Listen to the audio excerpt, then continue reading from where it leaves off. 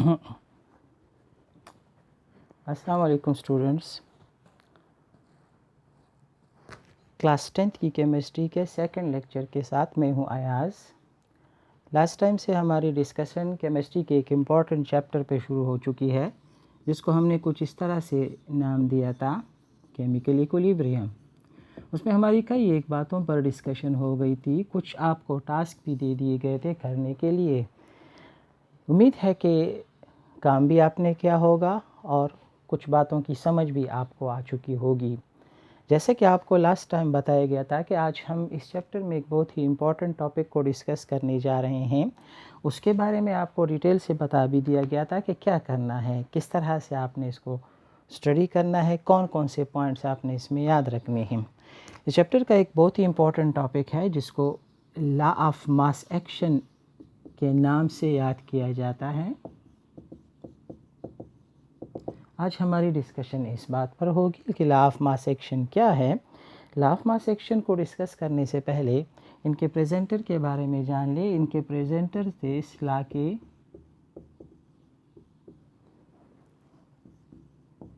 To Guldberg and Peter Waage. ये Norway के chemist थे, नॉर्वेजियन केमिस्ट थे, और इन्होंने 1864 में केमिकल इक्विलिब्रियम की ये लॉ प्रेजेंट की।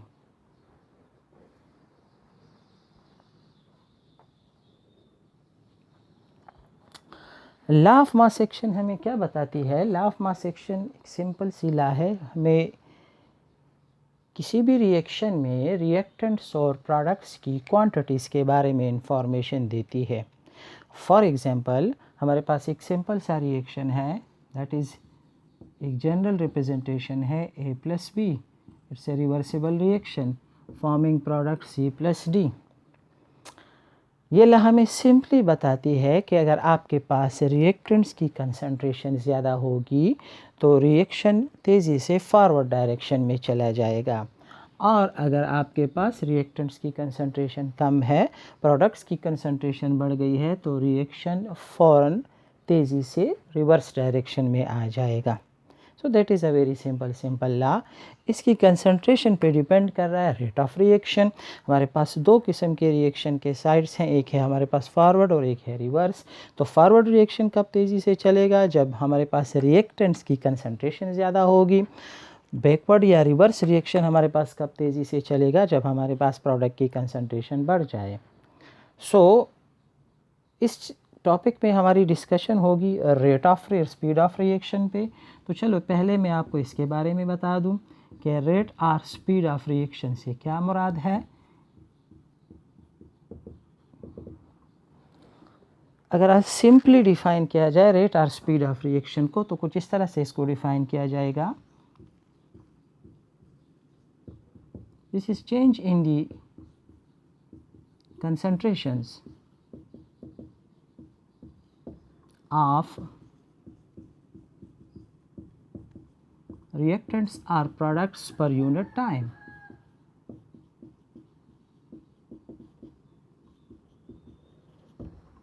Change in the concentration of reactants or products per unit time, that is called rate of the reaction. Speed of the reaction, speed of the reaction, reaction की रफ्तार, reaction की speed, reaction की speed क्या है?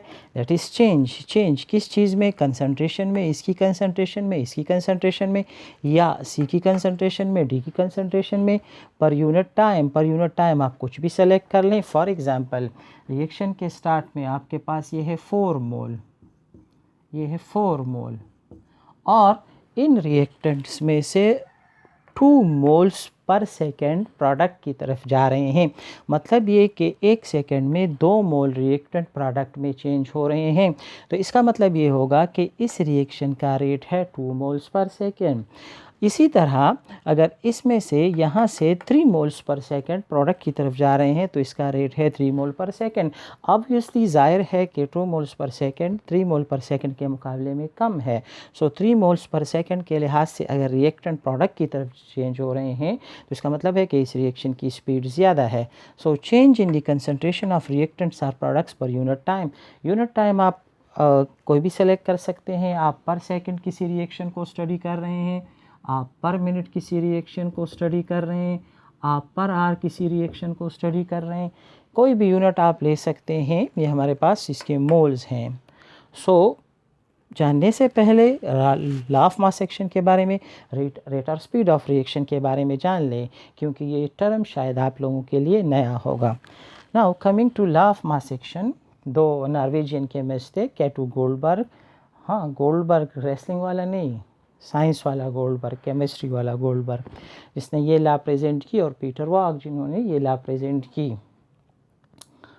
मुझे पता है कि आप रेसलिंग ज़्यादा शौक से देखते हैं, इसलिए ये नाम आपको ज़्यादा अच्छे लगेंगे।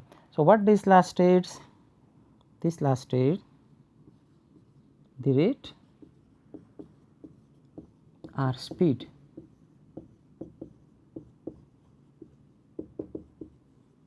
of a chemical reaction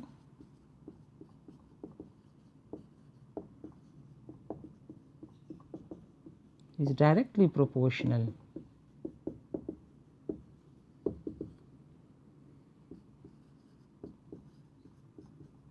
to the active masses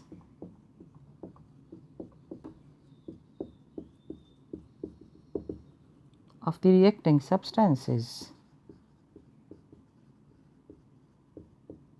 ज़ाहिर बात है कि इस्लाम में अगर आप मुझसे कुछ पूछना चाहें तो सबसे पहले आप मुझसे इस टर्म के बारे में पूछेंगे, what does active mass mean. So पहले से मैं आपको बताता चलूँ, active mass means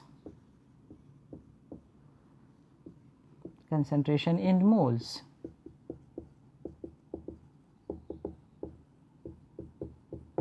molar concentration, आप किसी चीज़ के कितने मोल ले रहे हैं, कितने मोल्स रिएक्टेंट्स हैं, कितने मोल्स प्रोडक्ट्स हैं, that is called active mass. Active mass of the reactants or products. Note कर लें अपने साथ, प्रोसीड करते हैं इसको।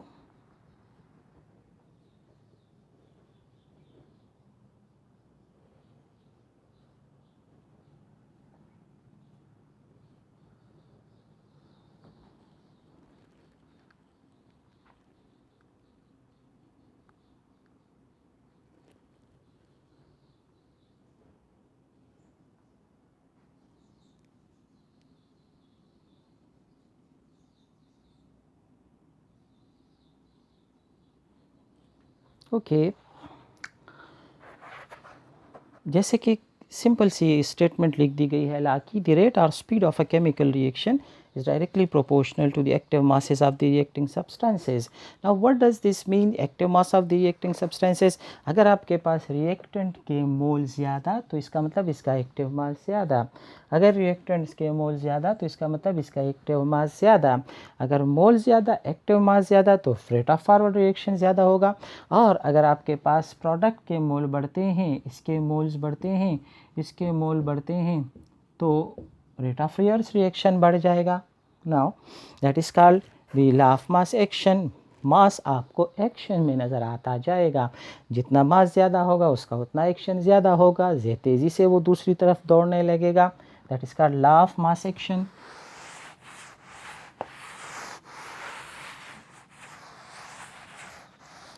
गोल्डबर्ग और वॉग की लॉ है, जिसको हमने नाम दिया लॉ ऑफ मास एक्शन का। ये जो कंसंट्रेशन इन मोल्स हैं, इनको हम कई तरीक़ों से रिप्रेजेंट कर सकते हैं। For example, concentration in moles या मोलर कंसंट्रेशन को हम इस तरह भी रिप्रेजेंट कर सकते हैं, मोल पर डीएम क्यूब, या यहाँ पर लॉ में जब आपको इसको एक्सप्रेस करके बताया जाएगा तो इसको अक्सर स्क्वायर ब्रैकेट्स के ज़रिए एक्सप्रेस किया जाएगा इस तरह। जैसे आप लिखेंगे मोलर कंसंट्रेशन ऑफ ए,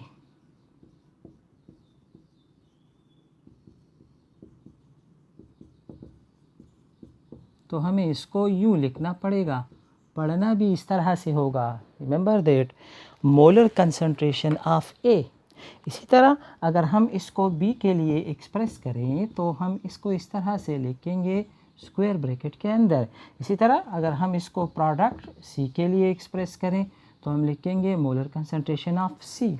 इसी तरह अगर हम इसको प्रोडक्ट डी के लिए एक्सप्रेस करना चाहें तो हमें लिखना पड़ेगा molar concentration of D. So molar concentration of A, molar concentration of B, molar concentration of C and molar concentration of D. So that is called active mass. Moles में ले रहे हैं. केमिस्ट्री में ज़्यादातर डिस्कशन मोल में होती है. क्यों होती है आपको तफसील से बताया गया. चलें, स्टेटमेंट तो कम से कम कुछ ना कुछ पल्ले पड़ रही है, कुछ ना कुछ समझ आ रही है कि what does this mean. The rate और speed of chemical reaction, reaction की रेट या स्पीड का ताल्लुक किस चीज़ के साथ है? एक्टिव मास के साथ है. एक्टिव मास क्या है? मोलर कंसंट्रेशन है. किस चीज़ की? रिएक्टेंट्स और प्रोडक्ट्स की.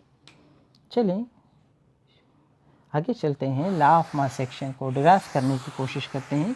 इसकी डिराइवेशन कैसे होगी?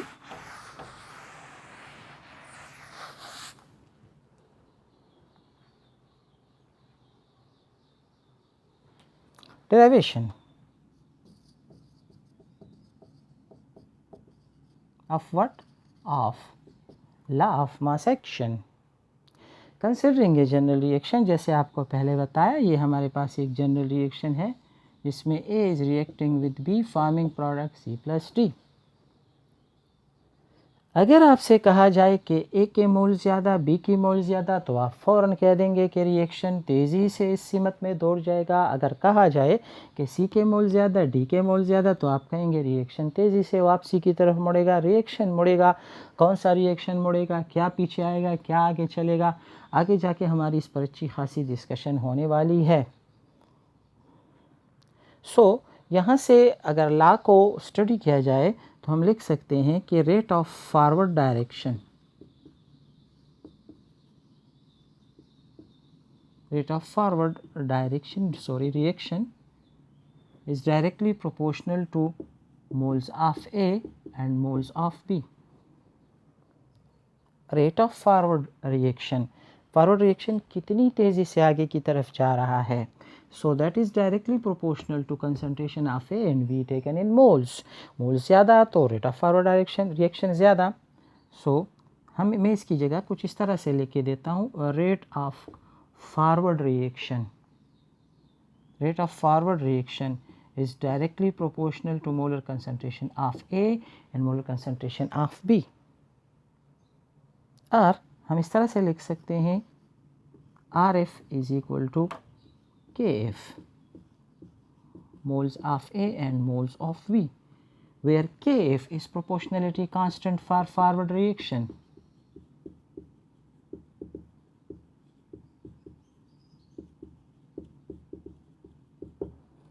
Proportionality constant for forward reaction. चलो फॉर अंडरस्टैंडिंग में यहाँ पे इसको इक्वेशन नंबर 1 का नाम दिए देता हूँ. उम्मीद है कुछ बातों की समझ आ रही होगी, कुछ चीज़ें आसान होती जा रही होंगी. यहाँ पे मैंने आपको तफसीलन बताया कि what does the square bracket mean, या मोलर कंसंट्रेशन को हम किस तरह से एक्सप्रेस कर सकते हैं. Same is the case for reverse reaction. So we say that rate of reverse reaction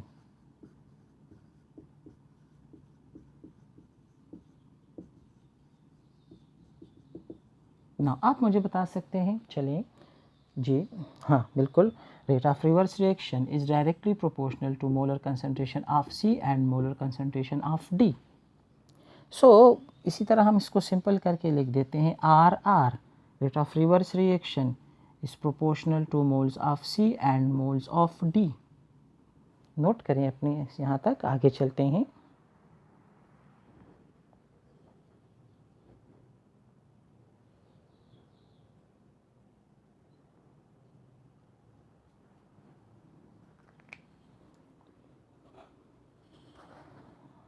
हाँ ये नोट कर लिया होगा. चलो मैं इसको हटा दूँ यहाँ से.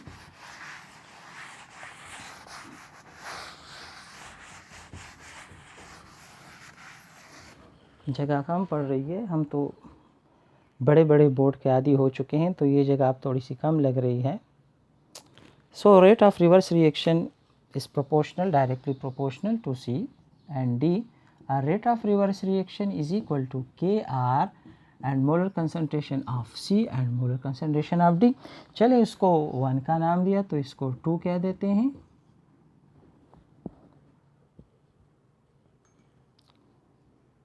Now, what happens at equilibrium? Last time I told you.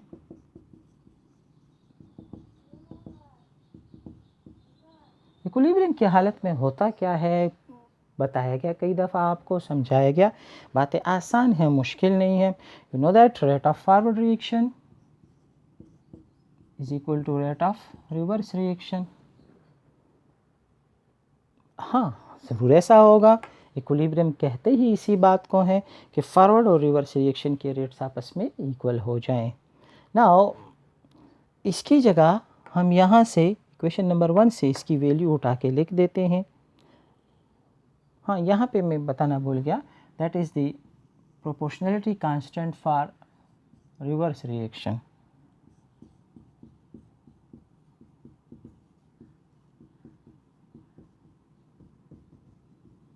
Constant for reverse reaction. Now R F is equal to R R. लाजमी बात है, इक्विलिब्रियम कहते ही इसी बात को है कि rate of forward reaction becomes equal to rate of reverse reaction. कल बताया था तफसीलन, आपको ये बातें बताई थी कि rate of forward reaction, rate of reverse reaction क्या होते हैं. नाउ इसकी जगह ये उठा के पुट कर लें. सो इसकी जगह मैं लिख रहा हूँ फ्रॉम इक्वेशन 1 दैट इज़ के एफ ए एंड बी, और इसकी जगह मैं लिख के देता हूँ from equation number 2 that is from there Kr moles of C and moles of D. It happens at equilibrium the rate of forward reaction becomes equal to rate of reverse reaction. Simplify करना है, हमने law की form बनानी है. So divide कर लें, dividing both sides by Kr AB. Divide कर लें दोनों साइडों को. चलिए मैं लेके देता हूँ फिर से K F moles of A moles of B is equal to K R moles of C and moles of D. Divide कर ले सिंपली. चलिए that is K R moles of A and moles of B, that is K R moles of A and moles of B. जो cross हो सकते हैं ख़त्म कर दें. So what we are left with? We are left with Kf by Kr is equal to molar concentration of C, molar concentration of D, molar concentration of A and molar concentration of B. Important derivation है. अगर आपसे पूछा जाए कि derive the law of mass section किस तरह से derive करनी है, ये simple steps involve हैं इसकी derivation में. ये जगह अब आपके काम की नहीं रहेगी. चलो मैं इसको यहाँ से हटा देता हूँ. नोट कर लें वो वाला अपने साथ.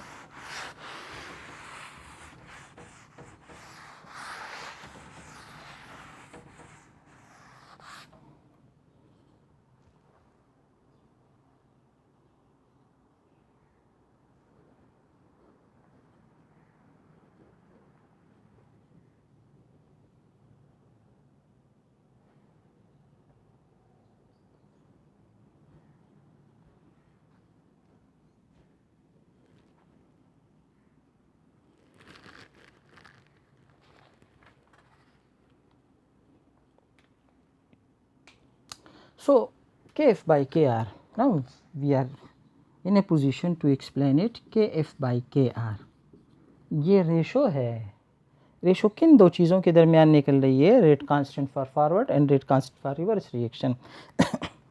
यहाँ से Kf by Kr, यहाँ से Kf by Kr, Kf by Kr को मैं एक नए टर्म से डिनोट कर देता हूँ Kc. Kc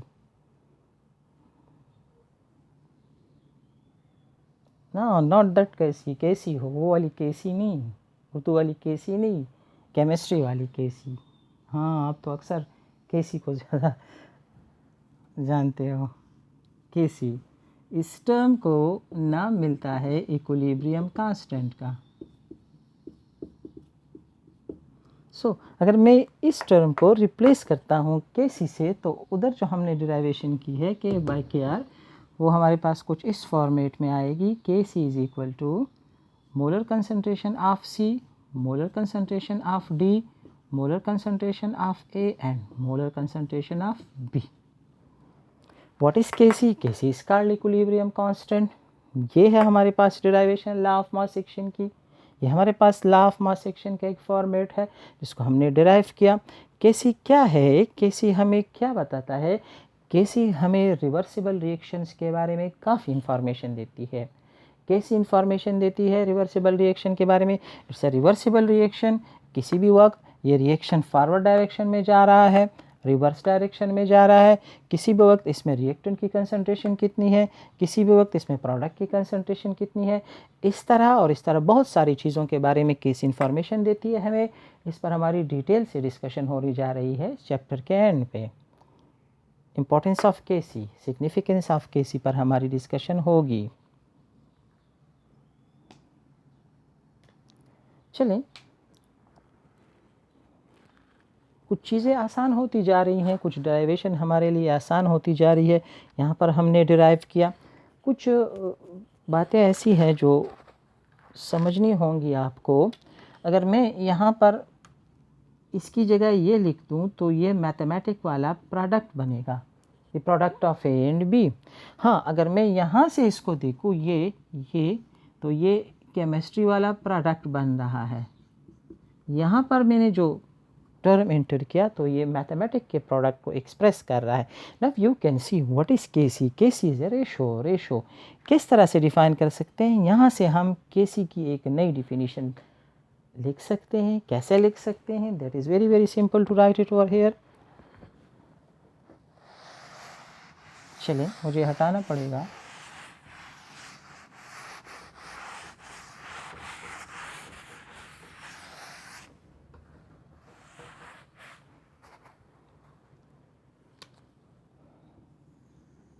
Now look at here, the product, that is mathematical product, the product, ये वाला इस प्रोडक्ट की बात कर रहा हूँ, प्रोडक्ट इसकी बात कर रहा हूँ।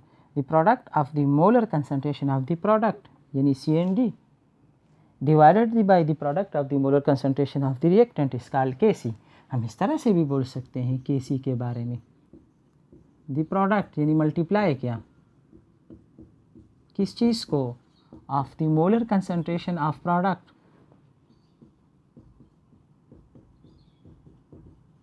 concentration of products,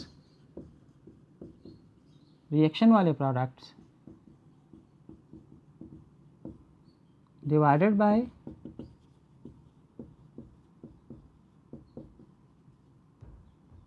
the product of the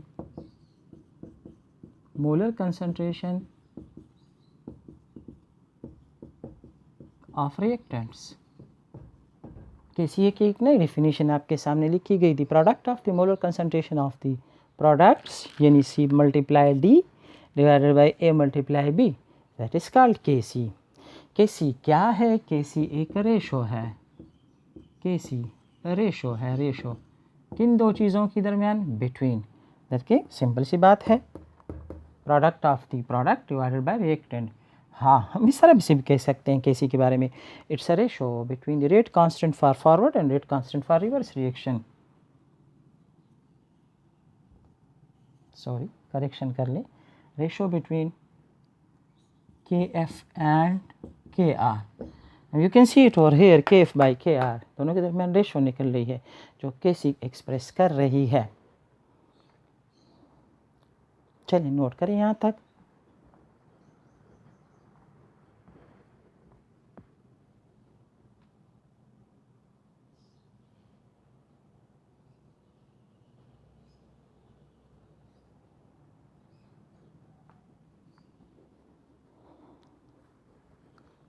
चलिए बात को थोड़ा सा आगे की तरफ लिए जाते हैं। यहाँ पे मैंने रिएक्शन लिखा था A plus B that is forming product C plus D.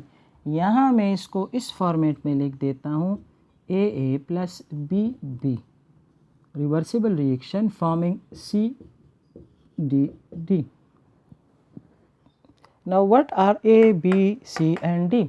ये जो स्मॉल लेटर्स में आपको नज़र आ रहे हैं, स्मॉल अल्फ़ाबेट में आपको नज़र आ रहे हैं A B C and D, तो ये हमारे पास मोल्स को शो कर रहे हैं। Mole of A, mole of B, mole of C and D.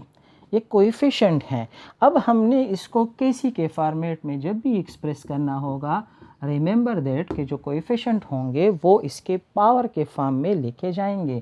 कैसे? जैसे मैं लिखूँगा केसी के लिए molar concentration of the product, तो मैं लिख देता हूँ molar concentration of C raise to the power C, molar concentration of D raise to the power D, molar concentration of A raise to the power A, molar concentration of B raise to the power B. तो हमेशा याद रखें जब भी हम coefficient को express करेंगे तो वो पावर के फैक्टर में लिखे जाएंगे इक्विलिब्रियम कांस्टेंट की एक्सप्रेशन में।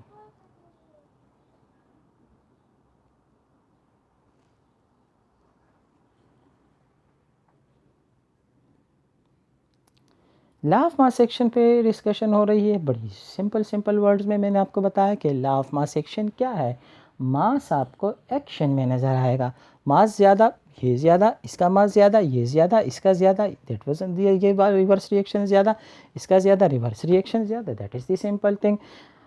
इतनी आसान बात गोल्डबर्ग और वॉग ना बताते तो आज आप में से कोई बता डालता, कोई मुश्किल बात नहीं। चलें आगे ले जाते हैं इसको, थोड़ा सा एक एग्जाम्पल पे डिस्कशन कर लेते हैं। लॉ ऑफ मास सेक्शन के सिलसिले में आपके बुक से एक एग्जाम्पल कोट कर लेते हैं। हाँ, दैट इज़ एग्जाम्पल 9.2।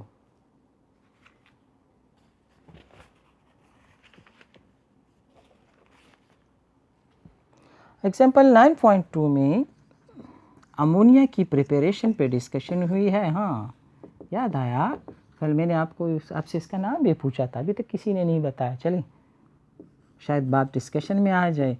नाइट्रोजन